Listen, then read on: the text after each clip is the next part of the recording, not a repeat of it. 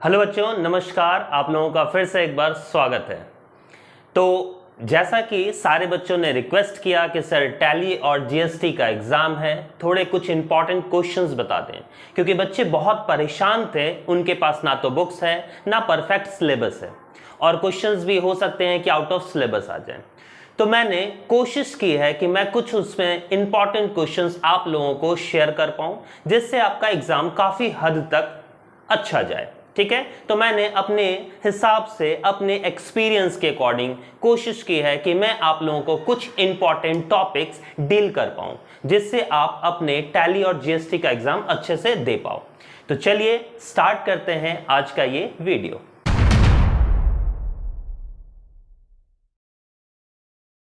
तो tally GST में सबसे पहले आप लोगों को पढ़ लेना है डिफाइन टैक्स एंड टीडीएस।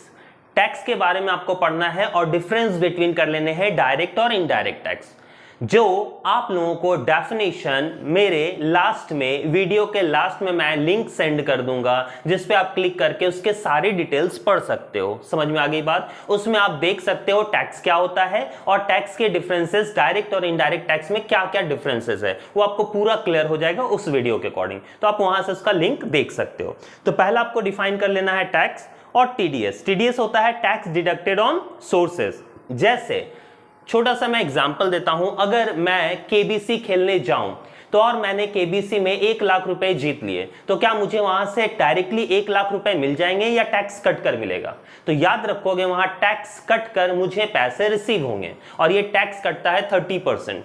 ठीक है, तो ये है TDS, tax deducted on sources. जहां से हम इनकम कमा रहे हैं वहीं टैक्स कट कर हमें रिसीव होता है। ठीक है, ये पढ़ लेना आपको और डिफरेंस बिटवीन कर लेने हैं।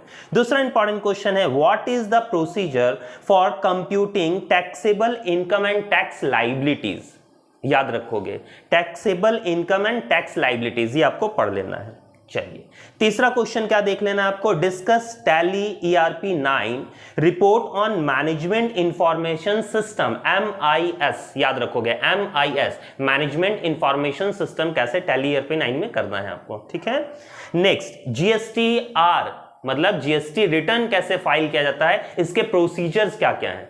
GST1, GSTR2, GSTR3, GSTR4, ये आपको पूरा पढ़ लेना है। ठीक है, ये आपको नोट्स बुक्स में मिल जाएंगे अवेलेबल, या नेट से भी आप निकाल सकते हो, और नहीं प्रोवाइड हो तो आप मुझसे शेयर करोगे कि सर मुझे नोट्स नहीं मिल रहा, मुझे प्रोवाइड कर दे, तो मैं आपको PDF सेंड कर दूंगा। ठीक है, चलिए लास्टली मुझे लगता है इसमें मोस्ट इंपॉर्टेंट पढ़ लेना है ई वे बिल।